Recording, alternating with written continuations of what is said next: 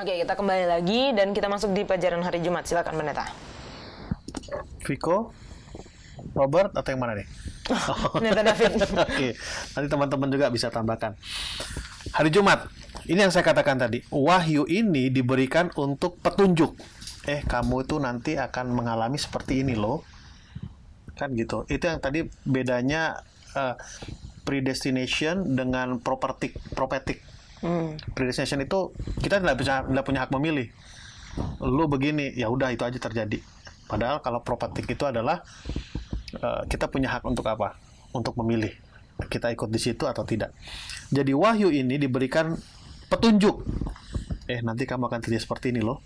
Lalu yang berikutnya penghibur. Sidang sepanjang babak Kristen. Satu, wahyu adalah sesuatu yang dinyatakan. Jadi wahyu itu adalah sesuatu yang apa? Dinyatakan. Saya bisa bayangkan seperti orang tua kepada anaknya. Nah, nanti kamu merantau akan seperti ini loh. Tapi tenang. Di tanah rantau itu ada tulangmu di sana. Ada ommu. Ini nomor teleponnya. Kalau ada masalah, ini. Oh ya.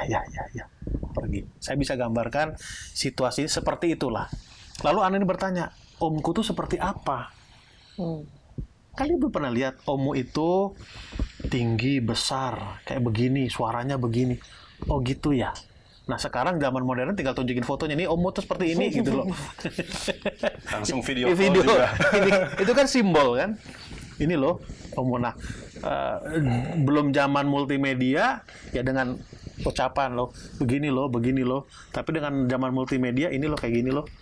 Dengan canggihnya lagi teknologi sekarang dengan apa? Video call. Jadi kembali yang mau dibicarakan di buku Wahyu ini adalah bahwa kekristenan itu, babak kekristenan itu akan mengalami apa? Kesulitan. Tetapi jangan takut bahwa aku menemani apa? Bang Napeo. Nanti teman-teman bisa bantu. Disitulah perbedaan antara ujian dengan pencobaan. Ya, ujian dan pencobaan. Kita sulit membedakan mana ujian, mana pencobaan, kapan ujian, kapan agak sulit merabanya, mendeteksinya. Tetapi yang saya tahu dari bahasa aslinya, ujian itu adalah eikpeiraso, pencobaan itu adalah peiraso. Perbedaannya adalah eik itu adalah jalan keluar. Jadi pada waktu Tuhan katakan, pada waktu kamu mengikut aku, kamu siap dianiaya, meninggalkan keluargamu, tapi ingat, aku mencintai kamu. Itulah peraso itu. Berbeda dengan nanti kalau mengikut aku, kamu akan berita gini. Dah. Itu adalah pencobaan. Tapi peraso adalah jangan takut, aku akan menyertai kamu sampai kesudahan apa? Zaman. Jadi yang bisa saya bayangkan, bisa saya gambarkan, buku Wahyu itu seperti itu. Nanti akan terjadi ini loh. Karena pelajaran kita katakan, ini kan diawali kekristenan zaman Yohanes kan, sampai kedatangan Yesus kedua kali. Sementara buku Daniel itu sejak zaman Babylon sampai ke peristiwa apa? Peristiwa kedatangan Yesus yang pertama kali kan.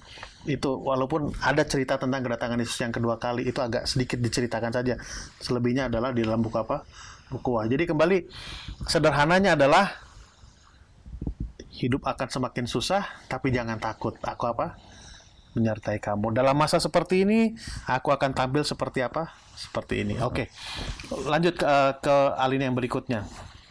Jangan seorang pun memikirkan sebab mereka tak dapat menerangkan arti tiap-tiap simbol dalam buku Wahyu, bahwa hal itu tidak bermanfaat bagi mereka untuk menyelidiki buku ini dalam satu usaha untuk mengetahui arti kebenaran yang terdapat di dalamnya.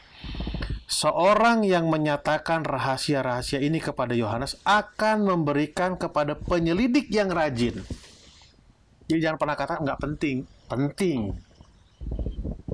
Suatu kenikmatan atas kebenaran perkara-perkara sorga. Mereka yang hatinya terbuka kepada penerimaan akan kebenaran disanggupkan untuk mengerti pengajarannya. Saya selalu katakan, pada waktu kita belajar Alkitab, jangan apa yang dalam pikiran kita dimasukkan ke sini, tapi apa yang ada di sini masukkan ke dalam apa? Pikiran kita, dalam arti kosongkan dulu, kita buka, kita punya pengertian. Oke, saya lanjutkan.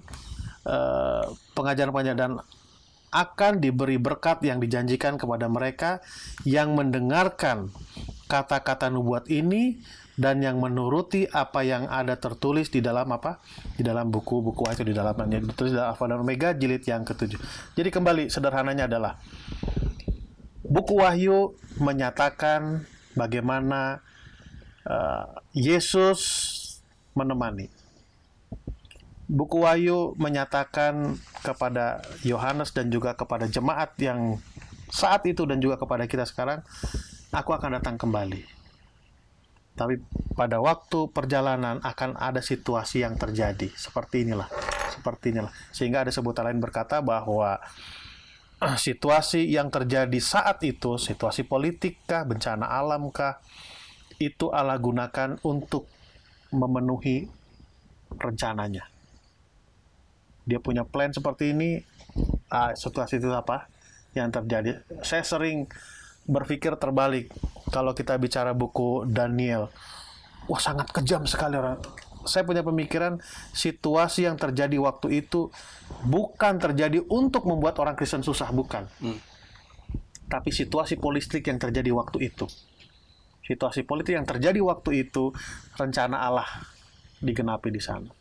Salah satu contoh, ingat di buku Daniel itu ada 10 tanduk ya, yang patah 3, sisa 7 kan begitu.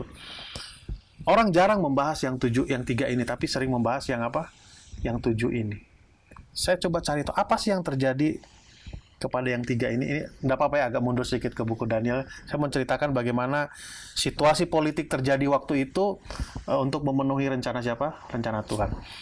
Jadi paling tidak terjadi pergolakan pada waktu terjadinya pemilihan pemimpin gereja waktu itu. Friksi kan? Oh, aku ini seperti yang terjadi, tidak jauh berbeda seperti sekarang lah. Kita kan lagi mau pemilihan nih, 2019 ini kan bulan April. Calon supaya menang mencari dukungan umat. Siapa yang didatangi? Tokohnya.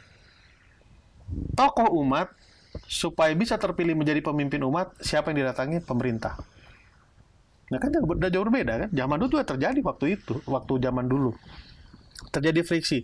Ada yang menonjol, disenangi, tapi ini merasa, wah aku harus menang nih. Ini yang menang. Ini sakit hati, bikin satu gerakan.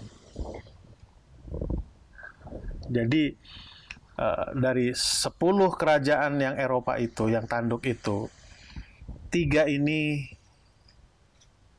membuat satu ajaran baru, menyebar, masuk ke yang 7, lalu yang 7 ini lihat, wah ini bahaya ini. Di mana sumbernya? Oh, ada di yang mana? 3 ini. Kata, oh tidak boleh. Yang 7 bertobat, yang 3 ini tidak apa? Tidak bertobat, di bumi hanguskan. Kenapa penting buat saya yang 7, yang 3 ini? Sorry, bukan 3. Ingat, umat yang sisa, gereja yang benar akan bertentangan dengan mayoritas yang 7 ini. Dan kita akan dihabisi seperti yang 3 ini. Oh, ini bertentangan ini. Itu situasi yang akan terjadi. Tapi kabar baiknya adalah, aku akan menemani kamu. Kalaupun ada pedang, akan seperti apa? Jerami. Iya kan? Walaupun ada pedang nggak akan mengancam kamu, akan seperti jerami. Kalaupun kamu susah, aku pun pernah susah. Tapi ingatlah, aku akan datang. Bener mau datang? Iya, aku akan datang. Bener? Iya. Contoh terakhir, saya ingat waktu saya mengantarkan anak pergi ke Bandung kuliah. Dari kecil sampai tamat SMA, Jeremy nggak pernah pisah dari kami. Dia waktu saya antarkan, terus terang saya sebagai bapak mau nangis juga. Jadi saya lihat muka dia waktu saya tinggalkan, saya bilang, Jer, tenang. Dedi akan datang. Iya dia. Dedi akan datang. Iya dia. Peluk, senang dia, nyaman.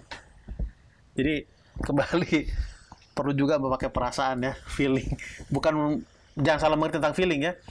Kita punya rasa untuk situasi yang terjadi di zamannya Yohanes berada di Pulau Patmos. Sorry agak kepanjangan. Kesimpulan pendeta. Ya, kesimpulannya kembali saya ke kalimat yang pertama di dalam buku dalam hari Jumat. Wahyu ini diberikan untuk pertama petunjuk dan penghiburan. Ini akan terjadi, ini penghiburannya. dalam istilah saya, pencobaan dan ujian, peirasos, eikperasos. Bedanya adalah solusi Tuhan berikan. Aku akan menyertai engkau sampai kesudahan. Oke, terima kasih pendeta, pendeta semua, pendeta Viko, pendeta Robert, dan pendeta David. Yesus akan datang kembali. Marilah kita hidup sesuai dengan kehendaknya untuk menantikan Dia yang tidak lama lagi akan datang. Kita akan bertemu di episode selanjutnya. Tuhan Yesus memberkati.